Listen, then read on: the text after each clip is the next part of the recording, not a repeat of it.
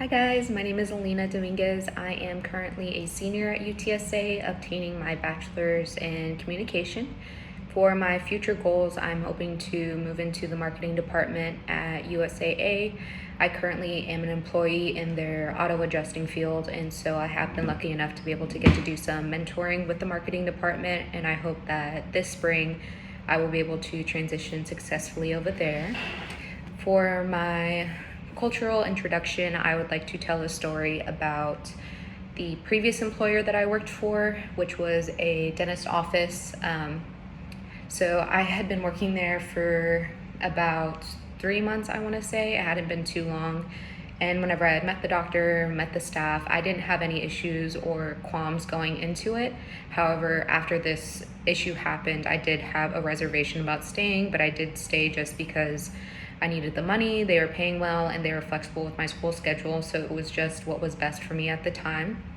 But essentially what happened is I was sitting in a room with the doctor. We were getting ready to begin a procedure for a patient, and at that time they started talking, and the patient in the chair was a history buff, and so they got onto the conversation of Native Americans. I am Native American and Hispanic. On most of my employment forms, I'll usually just put Hispanic because I am primarily Hispanic, and so it's not something that's really brought up unless someone asks.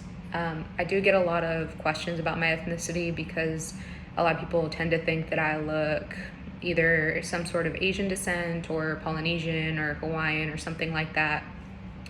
And so it was just something that hadn't been brought up since I had started at that place.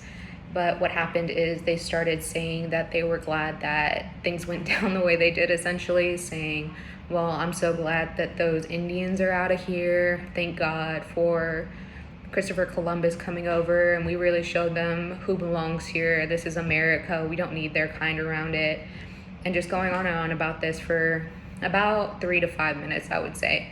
And then at that point, I just was so angry inside, and I didn't know how to handle it. I'd never been in a situation like that where someone was just being so blatantly racist and hurtful to an entire demographic. So I got up out of the room and left. And since this was the first incident that had ever happened where I just left a procedure, he came out of the room and asked me what was going on.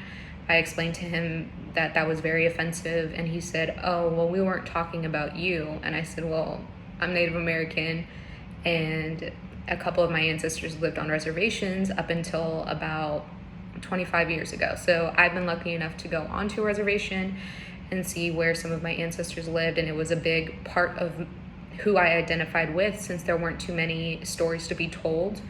They all kind of relied on word of mouth at that point in my family. And so it is something that I really do identify strongly with and feel a cultural connection to. And so I explained that to him, let him know that even if I wasn't, that is still not something that should be discussed in a workplace environment, or any for that matter, and that it is very harmful to Native Americans and everything that they have done, especially since a lot of their land is currently being taken away, and they have little to no rights in regards to their land at this point, since it is being taken away. He again apologized, said that it won't happen again, and I never had any issues again with it. It was just something that wasn't talked about, essentially. But at that point, that's when I realized that this was not a place of employment that I wanted to spend a long duration of time with, just because of the experience that I had. And so my biggest motivation for getting out of that was a better career and a place where I could feel more included, and that diversity was a more pressing issue.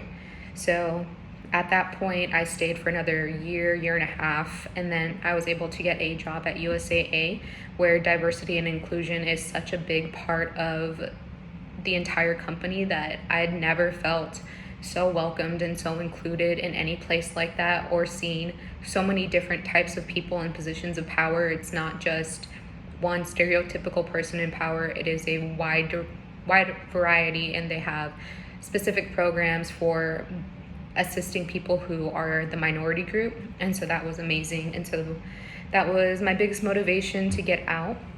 And that is also my biggest motivation in this class. I'm hoping that I will be able to, after obtaining my degree, move into the marketing department.